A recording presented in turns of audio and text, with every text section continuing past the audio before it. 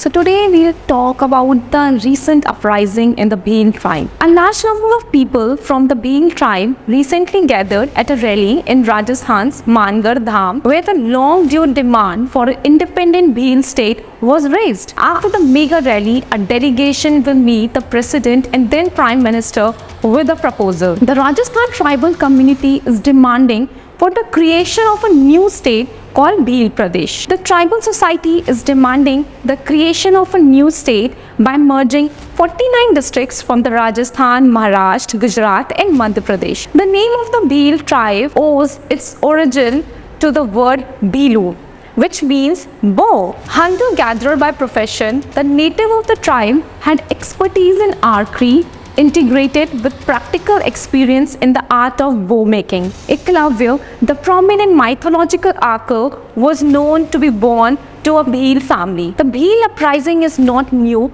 हम सब ने हिस्ट्री में भील अपराइजिंग के बारे में पढ़ा है. The Bhil uprising against the Britishers. The Bhil uprising of 1818 was one of the first British resistance movement taken up by any group or tribe in the country. The rebellion was against the British feudalism and imperialism in Rajputana region. The changes brought about by the British administration and the feudal order made them rebellious against the government. Causes of uprising includes the coming of the British rule in India brought about certain administrative changes in the country. Before these changes, the Bhil tribesmen fully enjoyed the undiversified forest rights. But उनके आने के बाद तो जो Bhil tribe थी वो deprived of the rights to consume and use of various products that were produced abundantly in the forest. A ban was imposed on the domestic consumption and trade of certain products in the nearby villages and the tribes. The price of abundant articles like opium was increased for the Bhils. This led to the tribes' resentment against the British as they were being deprived of various basic amenities also. The money lenders exploited the Bhils economically. वो क्या करते थे? उनकी land को seize कर देते थे अगर वो लोन को पे बैक नहीं कर पाते थे.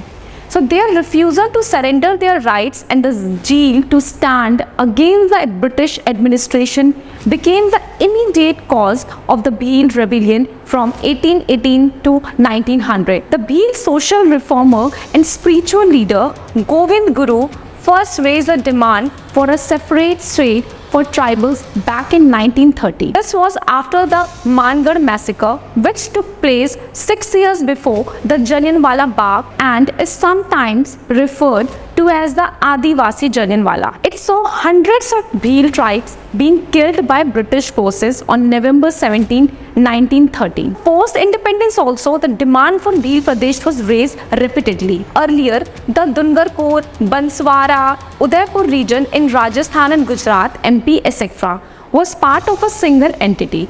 But post-independence क्या हुआ ना? The tribal majority regions were divided by the political parties so that the tribals don't organize and unite. According to the 2011 census, tribals comprise almost 14% of the Rajasthan's population and are mainly concentrated in the Wangad region. Many tribal parties in the region have emerged over the years on the plans of empowering their community. उनमें से बहुत सी parties ने बहुत ज़्यादा strong oppose किया है BJP और कांग्रेस का. उनका बोलना है कि ये नेशनल पार्टीज अपने फ़ायदे के लिए भील का यूज़ करती हैं for their own political gains. So in 2023 the Bharat Adivasi party was formed a few months back before the elections in the Rajasthan amid differences within BTP leaders. Most state leaders and workers of the BTP joined the new organization and it drew considerable support among voters. So there are many factors that drive demand for the new states in post-independence. There's one is linguistic diversity, creation of Maharashtra and Gujarat in 1960, cultural identity, demand for statehood for the Gorkha land region of West Bengal. So development differences like demand for the Vidarbha region of Maharashtra, administrative efficiency like demand for Harit Pradesh from Uttar Pradesh. There are many advantages also of smaller states. क्या होगा? Better governance होगी, more focused administration, quicker decision making होगा and policy implementation etcetera. Economically wise also development होगा, targeted policy बनेंगी for local needs, better utilization of natural resources etcetera. Administrative efficiency बढ़ेगी, easier management of smaller geographic areas होगा, and many more like reduced regional disparities, distribution of power from larger units to smaller ones. There are concerns also.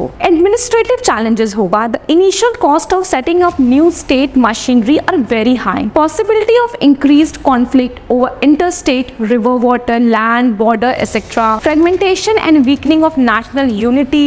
So regionalism बढ़ेगा. Smaller markets might be less attractive for large-scale investment. So there's a constitutional provision of making new states, and that is under the hand of Parliament. In the Article 3, Parliament may by law form a new state by separation of territory from any state or by uniting two or more states or part of states or by uniting any territory to a part of any state. So to address these challenges, concerted efforts from both the government and the civil society are necessary. Implementing and monitoring targeted development programs, ensuring the protection of lands and forest rights, enhancing educational and healthcare facilities, promoting their traditional arts and cultures, and ensuring effective political representation. Improving the living condition of the Bhil tribe is a crucial now, not only for their development but also for their enrichment of the nation's cultural and social fabric. Thank you.